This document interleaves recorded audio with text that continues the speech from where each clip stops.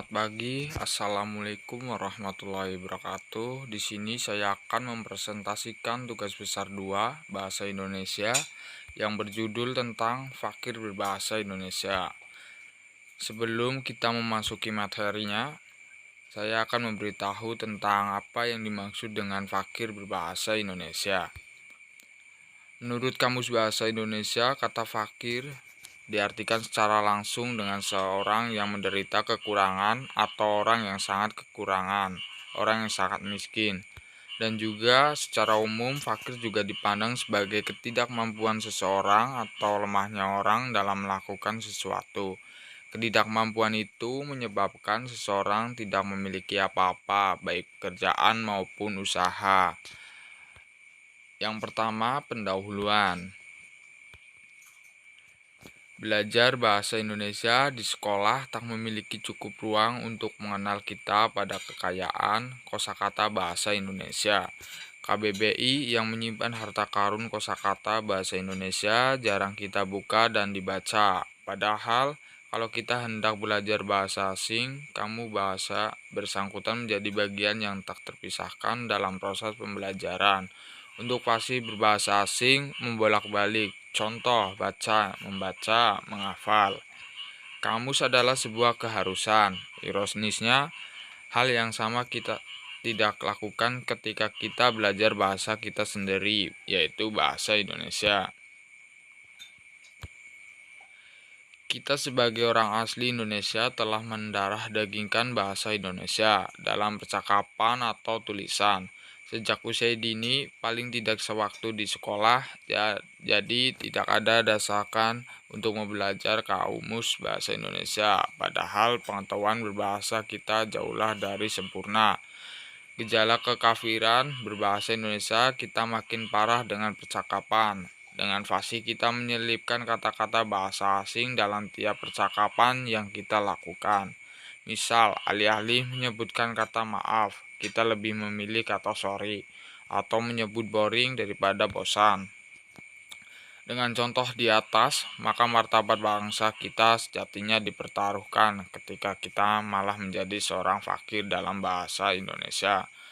Lebih percaya diri dengan memakai terminologi bahasa asing daripada kata bahasa Indonesia.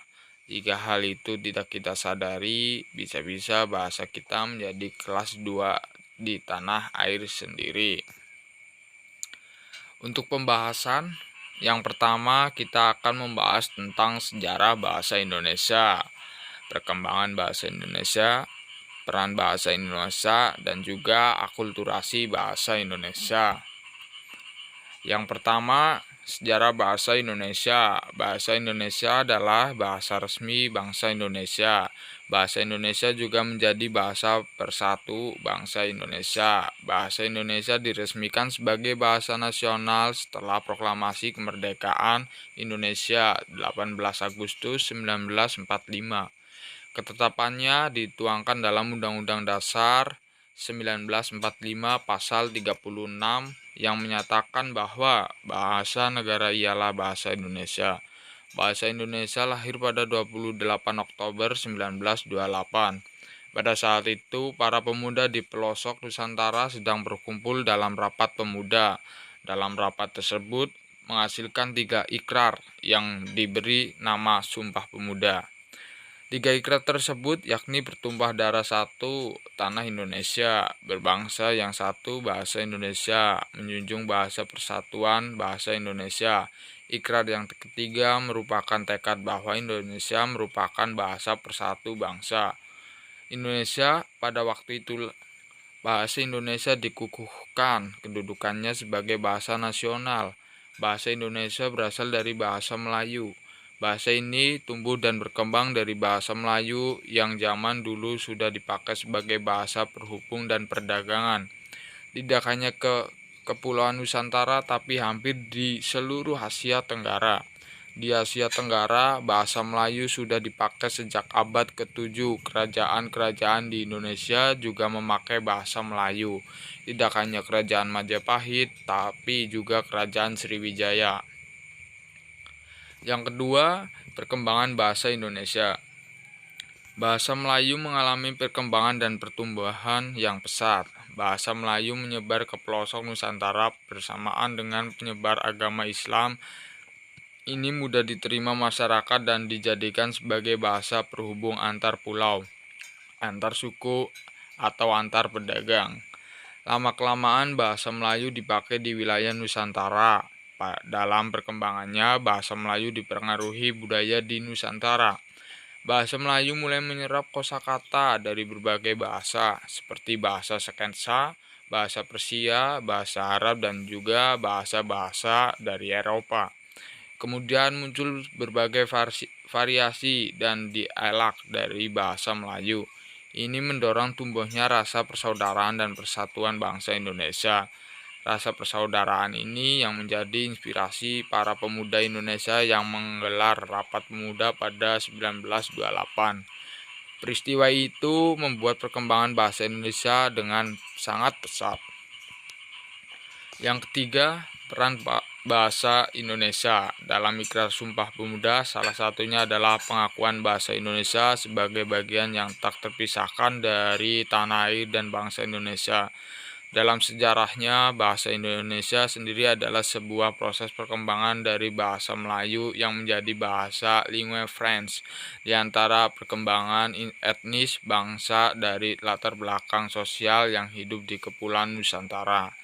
Lingua franca yang berasal dari bahasa Latin artinya adalah bahasa penghubung antar komunitas yang berbeda bahasa di wilayah geografis yang cukup luas.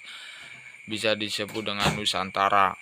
Bahasa Indonesia dalam kehidupan sehari-hari adalah sebagai alat komunikasi dan informasi. Peran bahasa Indonesia dalam kehidupan sehari-hari juga sangat besar, bisa diartikan juga sebagai bahasa pemersatu bangsa. Mengapa? Sebab mayoritas penduduk Indonesia mengenal bahasa Indonesia meskipun di Indonesia sendiri banyak yang menggunakan bahasa sesuai suku masing-masing. Tapi bahasa Indonesia tetap menjadi bahasa yang utama. Yang terakhir yaitu alkulturasi bahasa. Indonesia saat ini banyak kehilangan eksistensi bahasa dan budaya karena dampak arus globalisasi dan kemajuan zaman yang semakin tinggi dan pesat. Karena terlalu banyak bahasa dan budaya yang tidak dijaga sehingga lambat laun kemurniannya hilang dengan masuknya bahasa dan budaya luar.